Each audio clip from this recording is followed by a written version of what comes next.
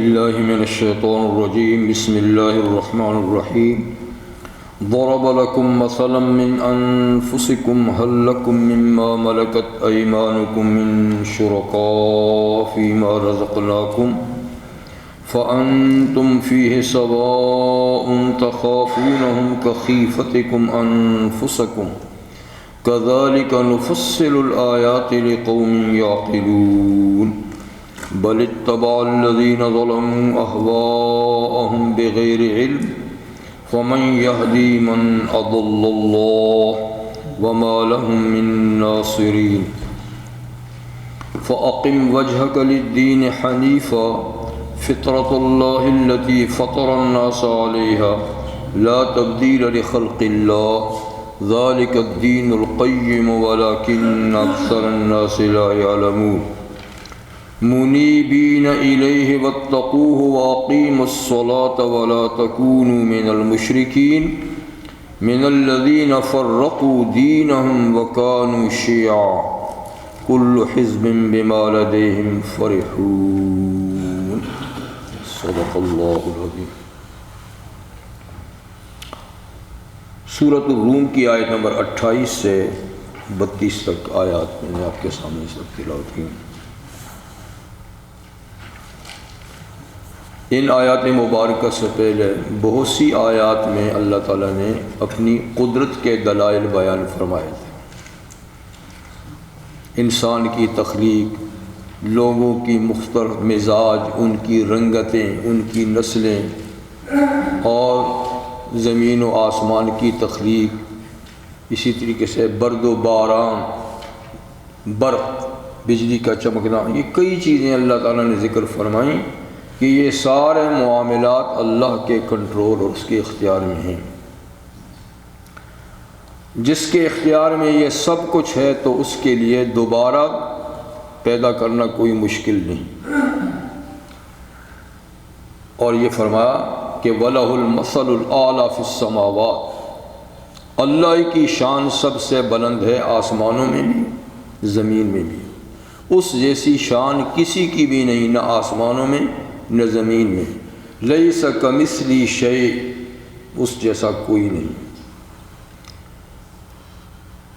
اسی سلسلے میں آج کی پہلی آیہ کریمہ میں اللہ تعالیٰ شرک کی تردید کو ایک مثال سے بیان کرتے ہیں، اس لیے کہ تمام قبیح اور بری چیزوں میں اور سب سے بڑا خطرناک گناہ جو ناقابل معافی ہے وہ شرک ہے. اسی لیے قرآن حکیم نے اس کی تردید پر بہت زور دیا ہے، بہت زور دیا ہے. تو یہ پچھلی آیات اس بات توحید میں تھی، تو یہ مثال تردید شرک میں ہے کہ ذرا تھوڑی دیر سوچو تو تمہیں پتہ چل جائے گا کہ شرک اس کی کوئی بنیاد نہیں ہے، بے بنیاد عقیدہ ہے. لیکن بدقسمتی سے دنیا کی اکثریت اسی میں مبتلا ہے جس کی کوئی بنیاد نہیں. تو اس کی مثال دیتے ہیں کہ ضرب لکم، اللہ بیان کرتے ہیں تمہارے لیے مثلا ایک مثال. ضرب کے کئی معنی ہوتے ہیں، مارنا بھی ہوتا ہے، ضرب کا معنی چلنا بھی ہوتا ہے، اور ضرب کا معنی مثال بیان کرنا بھی ہوتا ہے.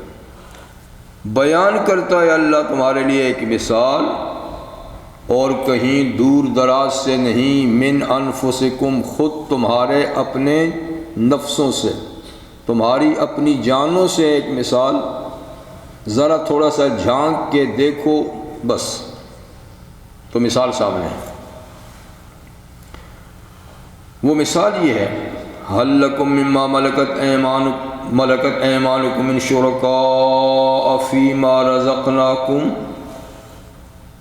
سوال ہے کہ تم ہی بتاؤ کہ کیا تمہارے وہ لوگ جن کے تم مالک ہو، وہ تمہارے غلام ہیں، وہ تمہارے مملوک ہیں، جن کے تم آقا ہو، جن کو تم نے خریدا ہوا ہے پیسوں سے، غلام ہیں، ان میں کوئی تمہارا پارٹنر ہے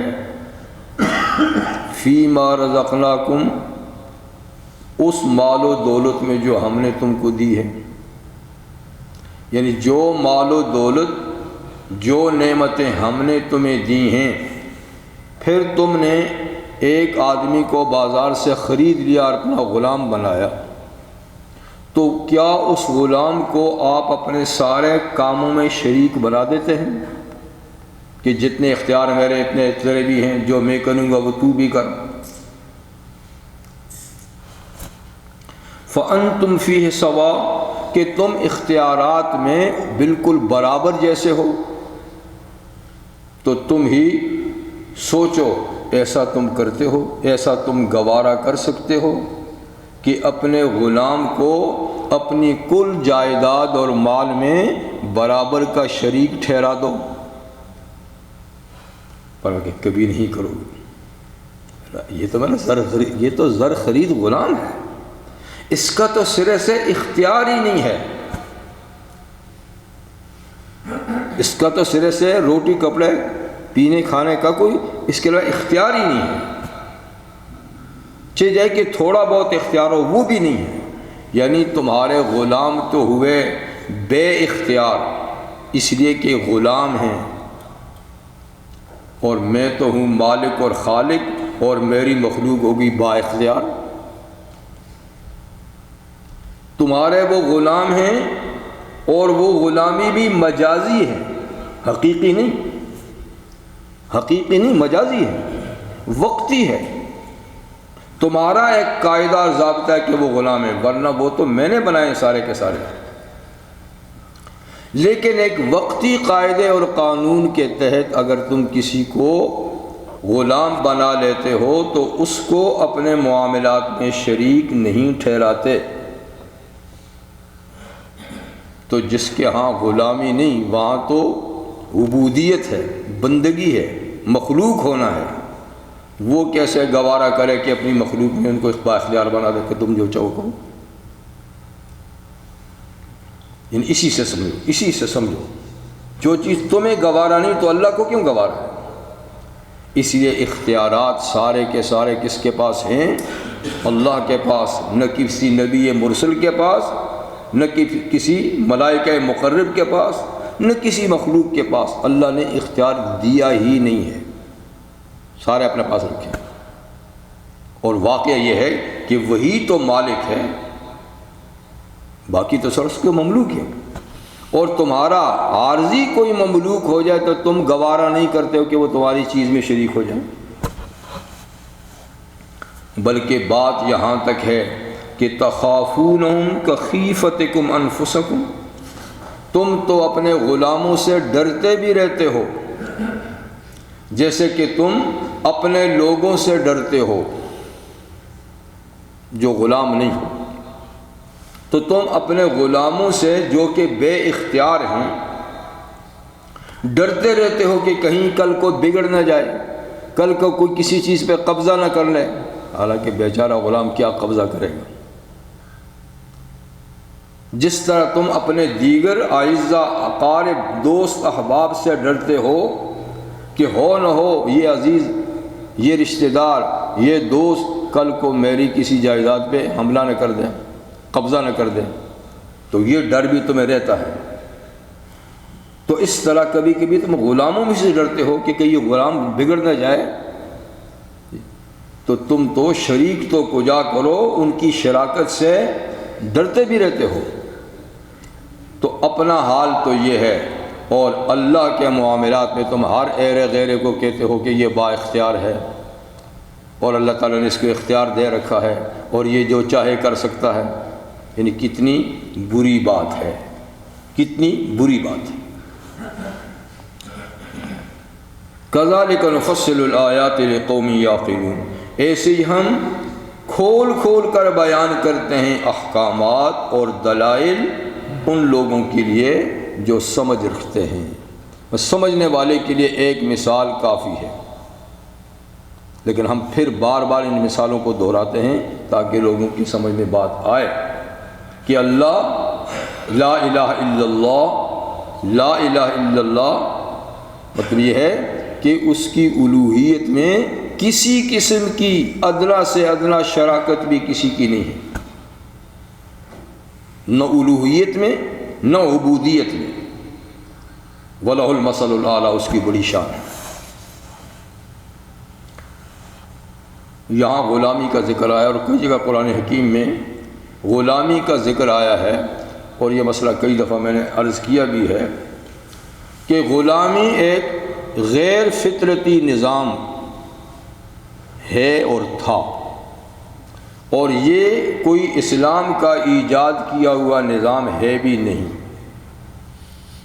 اسلام کا ایجاد کردہ ہوا نظام غلامی کا نہیں، کبھی اسلام نے اس کی حوصلہ افزائی نہیں کی، لیکن یہ صدیوں پہلے اسلام سے ایک سلسلہ چلا آ رہا تھا کہ جب دو قومیں، دو برادریاں آپس میں لڑتی، ایک فاتح اور ایک مفتوح ہوتے، تو فاتح مفتوح کے قیدیوں کو غلام اور باندیاں بنا لیا کرتے تھے، ان کی آزادی سلب کر لیتے تھے، ان کو اپنے سپاہیوں میں وغیرہ وغیرہ میں تقسیم کر دیتے تھے، اور پھر سلسلہ یہ ہوتا تھا کہ ان سے مشقت کے کام لیے جاتے تھے، اور ان کو کوئی معاوضہ وغیرہ نہیں دیا جاتا تھا، بلکہ غلاموں پر بے تحاشا مظالم بھی ڈھائے جاتے تھے، بے تحاشا، اور دنیا بھر کے کام ان سے لیے جاتے تھے، اور سوائے کھانے پینے کو کچھ نہیں ملتا تھا۔ یہ ظلم چلا آ رہا تھا۔ اسی سلسلے کو پتہ ہے کہ حضرت یوسف علیہ السلام کو بھی غلام کی حیثیت سے، تو پھر یہ سلسلہ ایسا بڑھا کہ اب جنگی قیدیوں تک بات محدود نہیں رہی، بلکہ جس کا جس پہ داؤ چلا اس نے اس کو پکڑ کے مارکیٹ میں بیچ دیا کہ میرا غلام ہے۔ اب کون تحقیق کرے گا کہ اس کا غلام تھا یا نہیں تھا؟ لیکن یہ سلسلہ تھا۔ اب جب دنیا میں اسلام آیا، جو اللہ کی رحمت کا، شفقت کا دین ہے،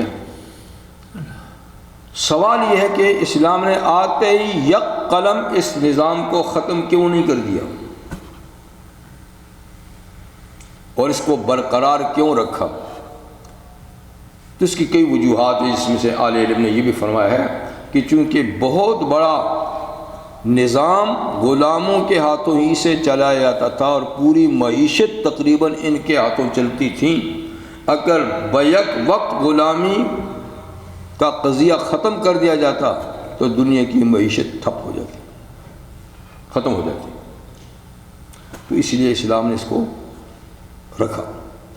رکھا، لیکن اس کے اندر اتنی اصلاحات کی کہ اب غلامی نام کی غلامی رہ گئی، در حقیقت غلامی نہیں تھی۔ ایک تو یہ کہ غلام بنانے کی حوصلہ افزائی کبھی بھی اسلام نے نہیں کی کہ غلام بنانا کوئی اچھی بات ہے، فلانوں کو غلام بنا لو، ایسی کوئی بات۔ دوسری طرف کتنے ہی کفارے ہیں کہ جن کی کفاروں سے نکلنے کے لیے غلام کی آزادی کو بطور کفارہ قرار دیا ہے کہ یہ جرم کیا تو غلام آزاد کرو، یہ کرو تو کرو۔ اس کے علاوہ غلاموں کی آزادی کو بہت بڑا اجر و ثواب کا باعث بھی بنایا کہ جو شخص کسی غلام کو آزاد کرے تو غلام کے جسم کے جتنے اعضاء ہیں وہ آزاد کرنے والے کے جسم کے اعضاء جہنم سے آزاد ہو جائیں گے۔ مطلب کہ ایک غلام آزاد کیا تو گویا آپ نے خود کو جہنم سے آزاد کر دیا۔ اور یہ بھی حضور صلی اللہ علیہ وسلم نے فرمایا کہ دیکھو یہ غلام یہ تمہارے بھائی ہیں، اللہ نے کسی وجہ سے ان کو تمہارے قبضے میں دے دیا ہے، پر ہیں یہ فطرتاً تمہارے بھائی ہیں، اس لیے ان کو وہ کھلاؤ جو تم کھاتے ہو، جو وہ پہناؤ جو تم پہنتے ہو، اور ان سے ان کی طاقت سے زیادہ کام مت لو، اور اگر زیادہ کام ہو تو ان کا ہاتھ بٹاؤ۔ تو اس قدر رعایات دیں کہ جو آج کے معاشرے میں آزاد لوگوں کو بھی کم نصیب ہیں جتنی غلاموں کو، لیکن یہ کہ ختم اسی لیے نہیں کیا کہ اس کے ختم کرنے سے ایک بہت بڑا معاشی نقصان پیدا ہوتا تھا۔ اب تو الحمدللہ غلامی کا وہ دور، شخصی غلامی کا دور ختم ہو گیا، اب دوسری غلامی ہے، اللہ اس سے بھی جان چھڑائے، قومی غلامی، ذہنی غلامی۔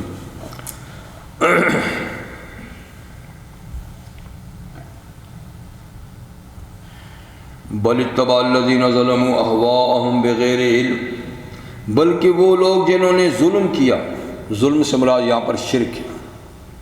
مطلقاً ظلم جب قرآن حکیم میں ہو تو اس سے ظلم عظیم مراد ہوتا ہے، اور ظلم عظیم اللہ کے ساتھ شرک ہے، ان الشرک لظلم عظیم۔ بلکہ وہ لوگ جنہوں نے ظلم کیا یعنی شرک کا ارتکاب کیا، تو انہوں نے اہواءہم بغیر علم، انہوں نے اپنی خواہشات کی پیروی کی ہے بغیر کسی دلیل اور سند کے، یعنی شرک پر کوئی دلیل نہیں، شرک پہ کوئی دلیل نہیں، شرک محض اپنی ذاتی خواہشات کا نتیجہ ہے، جس چیز کو چاہا معبود بنا لیا، جو جی میں آیا وہی کر لیا، اس کی دلیل کوئی نہیں۔ جن لوگوں کا حال یہ ہے کہ وہ نفس اور خواہش کے پجاری ہیں اور علم کی بات نہیں سمجھتے، تو فمن یہدی من اضل اللہ، تم ہی بتاؤ کہ جس کو اللہ بہکا دے کون اس کو رستہ دکھائے گا، جسے اللہ گمراہ کر دے اسے کون رستہ دکھائے گا۔ وما لہم من ناصرین، اور ان لوگوں کے لیے کوئی مددگار نہیں ہوگا، مشرکین کے لیے کوئی مددگار نہیں ہوگا اگر یہ شرک کرتے کرتے دنیا سے چلے گئے۔ ہاں شرک کی اور توبہ کر کے چلے گئے تو معافی ہو جائے گی، لیکن اسی حالت میں گئے تو ان کے لیے کوئی مددگار نہیں۔ اس کے بعد اللہ تعالیٰ نبی کریم صلی اللہ علیہ وسلم کو خطاب کر کے امتیوں کو ایک بات کی دعوت دیتے ہیں کہ وہ ان ساری چیزوں سے کنارہ کش ہو کر صراط مستقیم پر اپنے آپ کو قائم اور دائم رکھیں۔ فَأَقِمْ وَجْهَكَ لِلدِّينِ حَنِيفًا، سو ٹھیک رکھیے اپنے چہرے کو اس دین کی طرف، حنیفہ جو یکسو یک طرف ہے، ہر باطل سے کٹا ہوا ہے، ہر باطل سے کٹا ہوا ہے، اس دین کی طرف اپنے چہرے کو بالکل سیدھا رکھیے، دائیں بائیں مت مڑیے۔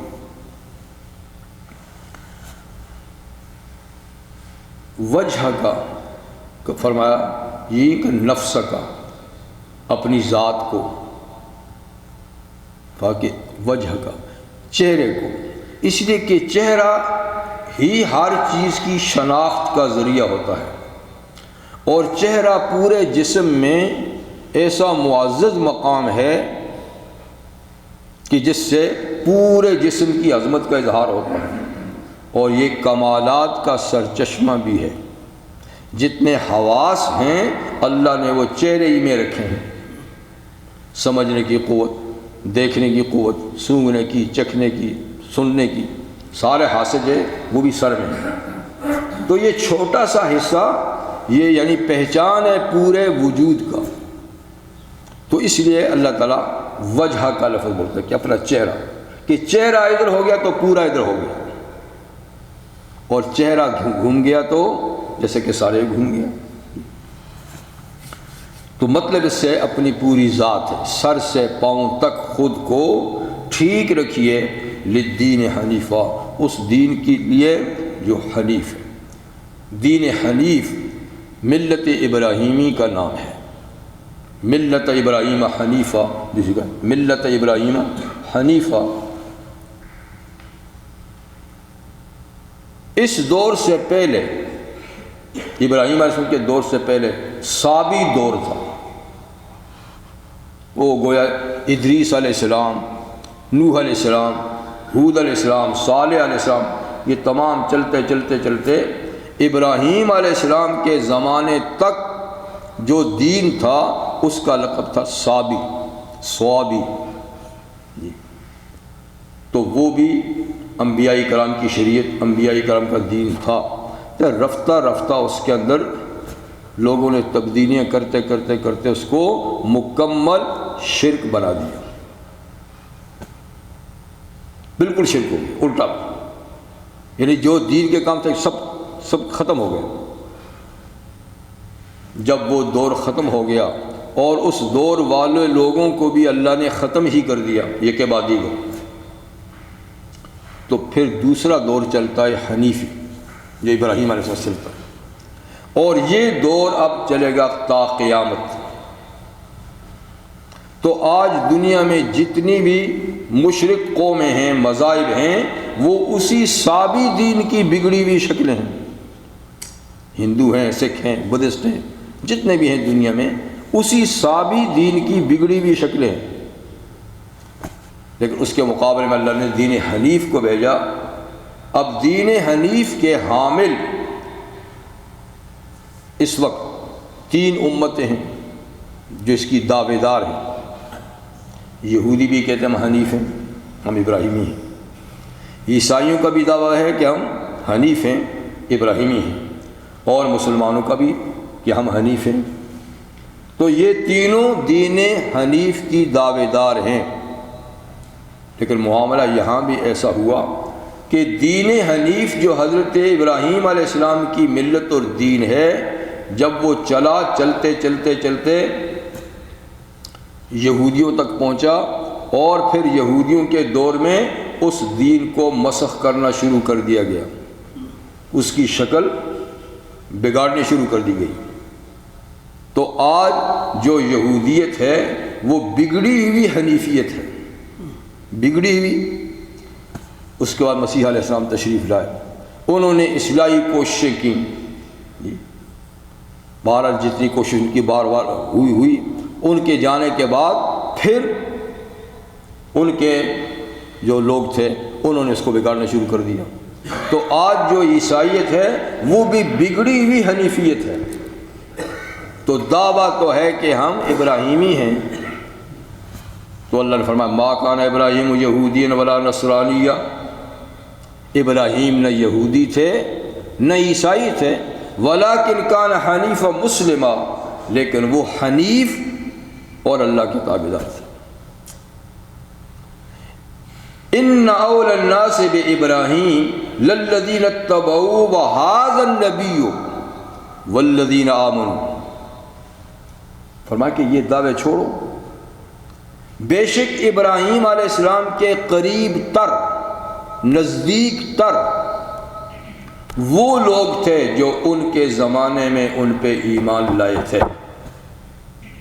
ان اول الناس بابراہیم، بے شک قریب ترین ابراہیم علیہ السلام کے وہ لوگ تھے جو ان پر ان کے زمانے میں ایمان لائے۔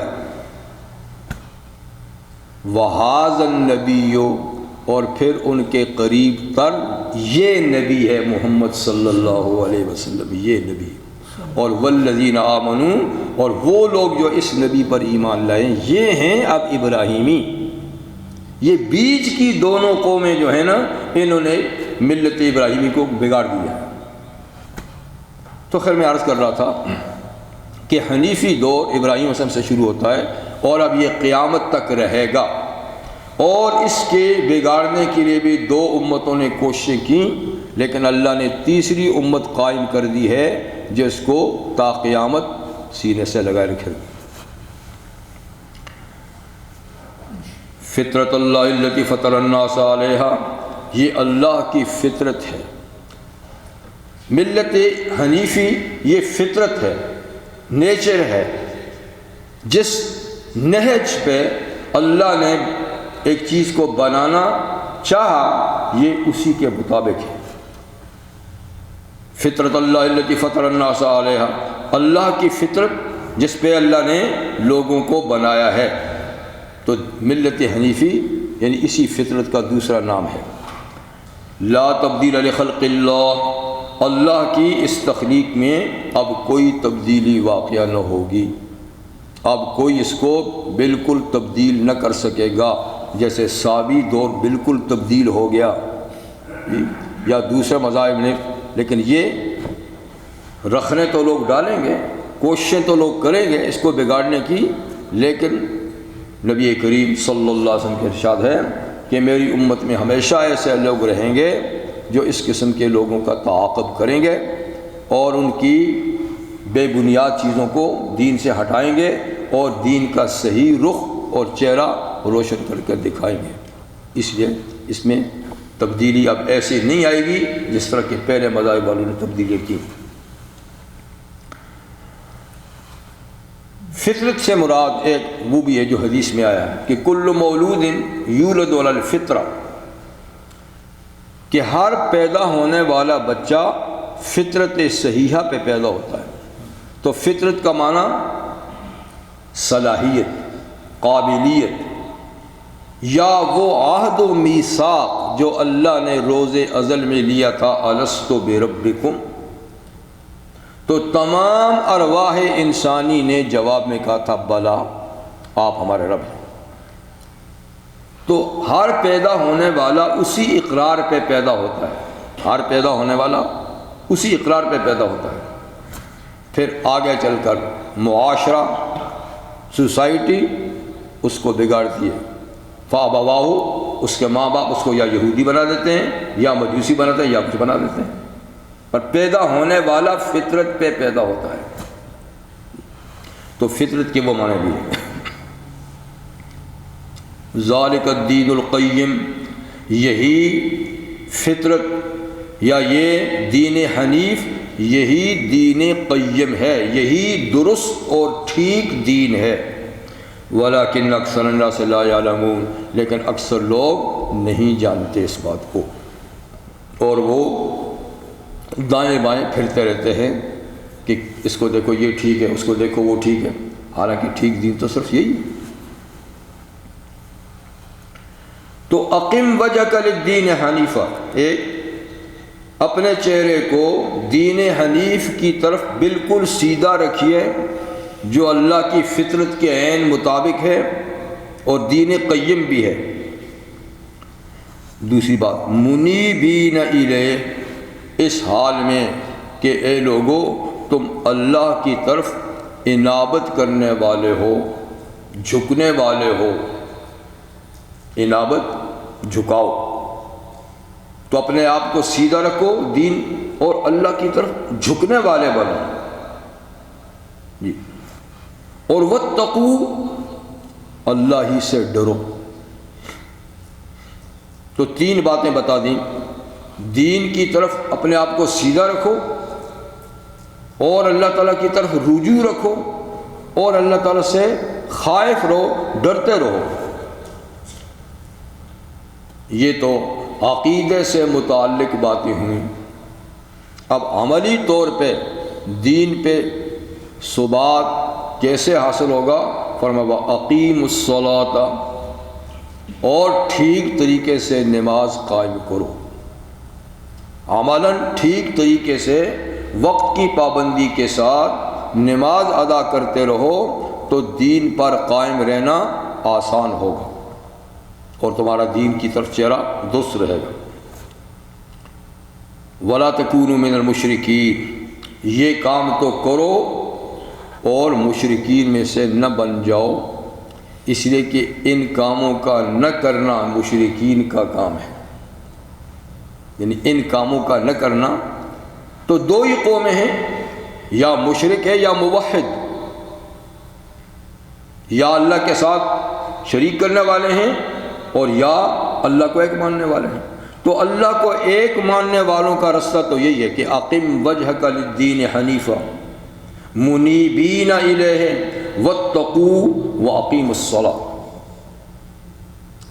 اور جو ان کاموں کو نہیں کرے گا تو پھر وہ دوسرے رستے والے میں سے ہے۔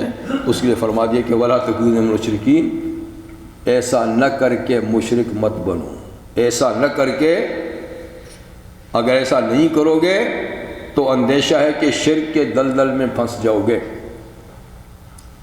دین میں دائیں بائیں دیکھتے رہے تو کبھی نہ کبھی کوئی شکار کر ہی لے گا، جی اس کی اسٹڈی بھی کر لینی چاہیے، ان کو بھی دیکھ لینا چاہیے، ان کی بات بھی ذرا سن لینی چاہیے۔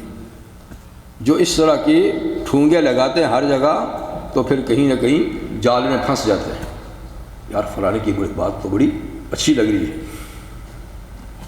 تو اقیم، سیدھے رہو، دائیں بائیں مت جھکو۔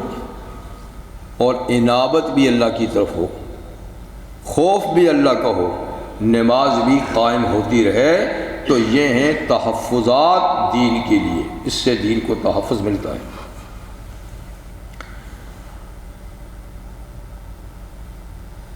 ایک تو یہ کہ وَلَا تَكُونَنَّ مِنَ الْمُشْرِكِينَ، اور دوسری مِنَ الَّذِينَ فَرَّقُوا، ان لوگوں میں سے بھی مت ہو جاؤ، ان لوگوں میں سے بھی مت ہو جاؤ، فرقوا دینہم، جنہوں نے اپنے دین کو ٹکڑے ٹکڑے کر دیا، فرقے فرقے بن گئے، پارٹیاں پارٹیاں ہو گئیں، گروپ گروپ بن گئے، وَكَانُوا شِيَعًا، اور وہ مختلف جماعتیں بن گئے، کانوا شیعہ، مختلف جماعتیں بن گئے، ان میں سے بھی مت ہو، کیونکہ جماعت صرف ایک ہے۔ هُوَ سَمَّاكُمُ الْمُسْلِمِينَ، اللہ نے تمہارا نام مسلمان رکھا ہے، یا تمہیں مومن کہا ہے یا تمہیں مسلم کہا ہے، ٹھیک ہے نا؟ باقی آگے تم اپنی شناخت کے لیے کوئی اور پارٹیاں بناؤ جس کے پھر نظریات بھی الگ ہوں، عقائد الگ ہوں، اعمال الگ ہوں۔ کل حزب بما لدیہم فرحون، اور یہ جو پارٹیاں بن جاتی ہیں نا، فرقہ، تو ہر گروپ جو کچھ ان کے نظریات ہوتے ہیں ان پہ خوش ہوتے ہیں کہ بس نظریہ تو ہمارا ہی ٹھیک ہے، ہم ہی صراط مستقیم پر ہیں، یہ تو نرے گمراہ ہیں، یہ تو فلاں ہیں اور یہ تو فلاں ہیں، یہ تو فلاں ہیں۔ تو ہر فرقہ کہتا ہے کہ نجات تو میں نے پانی ہے، دوسرے کسی کو نجات نہیں ملے گی۔ دیکھیے، اختلاف دو طرح کا ہوتا ہے، ایک اختلاف فی الدین ہے، دین میں ہی، عقائد کے اندر ہی، نظریات کے اندر ہی اختلاف پیدا ہو جائے، اسی کو یہاں فرمایا گیا کہ تم تفرقہ مت ڈالو، دین ایک ہے سو ایک ہی دین پہ چلو۔ ایک ہیں فرعی مسائل، فرعی مسائل، اصول نہیں، اصولی باتیں نہیں، اصول پہ سب کا اتفاق ہے، لیکن کچھ فروعات ہوتے ہیں، مسائل ہیں کہ اس مسئلے کے لیے بھی ایک دلیل موجود ہے، اس مسئلے کے لیے ایک دلیل موجود ہے، اس کے لیے بھی ایک دلیل موجود ہے، تو اس میں اگر اختلاف ہو جائے اور کسی دلیل کی بنیاد پر کوئی کسی ایک دلیل کو لے کر اس پہ عمل کر لے، بشرطے کہ دوسری دلیل والے کو برا نہ سمجھے، برا نہ سمجھے، اس کو اتنا غلط نہ سمجھے کہ میں ہی ٹھیک ہوں اور بالکل 100% غلط ہے، دلیل اس کے پاس بھی ہے، دلیل میرے پاس بھی ہے، لیکن میری دلیل زیادہ مضبوط ہے، اس لیے میں اس پہ عمل کرتا ہوں، یعنی میرے استاد نے جو کچھ مجھے سمجھایا پڑھایا ہے وہ زیادہ میرے دل و دماغ نے اس کو قبول کیا ہے، لہذا میں اس پہ عمل کروں گا۔ تو اس قسم کا فرعی اختلاف یہ مذموم نہیں، یہ شروع امت میں چلا آیا ہے، صحابہ کے زمانے میں تھا، تابعین، تبع تابعین، اور آج تک چلا آ رہا ہے۔ تو یہ اس آیت میں نہیں ہے کہ من الذین فرقوا، کیونکہ یہ تفریقہ نہیں ہے، یہاں اصول ایک ہے، صرف چونکہ دلائل مختلف آئیں کسی وجہ سے، تو اس دلیل کی وجہ سے اگر کوئی ایک رستے پہ چل رہا ہے کوئی دوسرے پہ چل رہا ہے، لیکن ایک دوسرے کا احترام بھی کرتے ہیں اور ایک دوسرے کی خلاف تبرابازی بھی نہیں کرتے ہیں، اس میں کوئی بات نہیں، جیسے کہ اجتہادی مسائل میں ہوتا ہے، مجتہدین کے آپس میں اختلاف ہوتا ہے، کوئی ایسی بات نہیں۔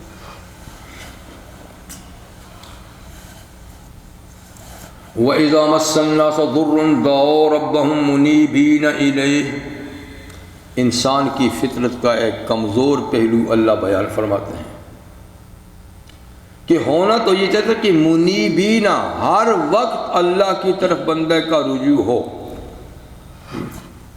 لیکن کچھ لوگ ایسے بھی ہیں کہ جب انہیں دکھ اور تکلیف پہنچتی ہے، مصیبت اور پریشانی آتی ہے، دعوا ربہم منیبین الیہ، پھر تو اپنے رب کو پکارتے ہیں خوب اس کی طرف انابت کرتے ہوئے، خوب جھکتے ہوئے کہ بس یہ اللہ اس مصیبت کو تو آپ ہی ٹلا سکتے ہیں، آپ ہی ٹال دیجئے، تو پوری انابت کے ساتھ اللہ کی رجوع کرتے ہیں۔ ثم اذا اذاقهم منه رحمہ، پھر جب اللہ تعالیٰ ان کو اپنی طرف سے رحمت چکھاتے ہیں، رحمت عطا فرماتے ہیں، مصیبت سے نجات دلاتے ہیں، اذا فریق منهم بربهم یشرکون، تو اچانک ان میں سے کچھ لوگ اپنے رب کے ساتھ شرک کرنے لگتے ہیں۔ ہاں جی بہت تکلیف میں تھا لیکن فلاں مزار پہ گیا تھا، میں رہنمائی کی تھی کہ وہاں جاؤ اور وہاں سے تھوڑی سی مٹی مل لو، ہاں جی، تو اس وقت تو مٹی وٹی یاد نہیں تھی جی، اس وقت اے اللہ تو ہی ہے تو ہی ہے، لیکن جب شفا ہونے لگی ٹھیک تو پھر خیالات ادھر ادھر گھومے کہ ہاں میں نے وہاں چادر بھی چڑھائی تھی، نیاز بھی دی تھی، ہو سکتا ہے کہ ادھر سے کچھ ہو گیا ہو، کمزور ہے انسان۔ یہ کیوں؟ لِيَكْفُرُوا بِمَا آتَيْنَاهُمْ، تاکہ جو نعمت ہم نے ان کو دی ہے اس کی ناشکری کریں۔ تو یہ شفا کی نعمت تو ہم نے دی، گڑ گڑایا ہمارے سامنے تھا، ٹھیک ہے، یہ نعمت ہم نے اس کو بخشی، اور پھر یہ کہ اس نے نسبت کے دوسری طرف کر دی، یہ وہاں سے ہوا، فلاں کام سے ہوا، فلاں عمل سے ہوا ہے، تاکہ ہماری دی ہوئی نعمت کی ناشکری کرے، اس کی ناقدری کرے، یہ نہیں کہ الحمدللہ اللہ نے یہ نعمت مجھے عطا فرمائی۔ فَتَمَتَّعُوا فَسَوْفَ تَعْلَمُونَ، اللہ تعالیٰ فرماتا ہے اچھا دنیا سے کچھ فائدہ اٹھا لو اور یوں دوغلی پالیسی اختیار کرتے رہو کہ مشکل میں مجھے پکارو اور مشکل آسان ہو تو بھول جاؤ، یہ دوغلی پالیسی اختیار کرو، کچھ دنیا میں فائدہ اٹھاؤ، فَسَوْفَ تَعْلَمُونَ، بہت جلد جان لوگے، جب میری عدالت میں پہنچو گے تو پھر پتہ چلے گا کہ کس نے کیا تھا اور کس کی طرف تم نے منسوب کیا تھا، دیتا کون تھا اور تم نسبتیں کہاں کرتے تھے۔ بس کر لو، نماز کتنے بجے؟ 9 منٹ ہوگی تو ہم کسی حد تک پہنچ سکتے ہیں، ورنہ پھر لیٹ ہو جاؤں گا۔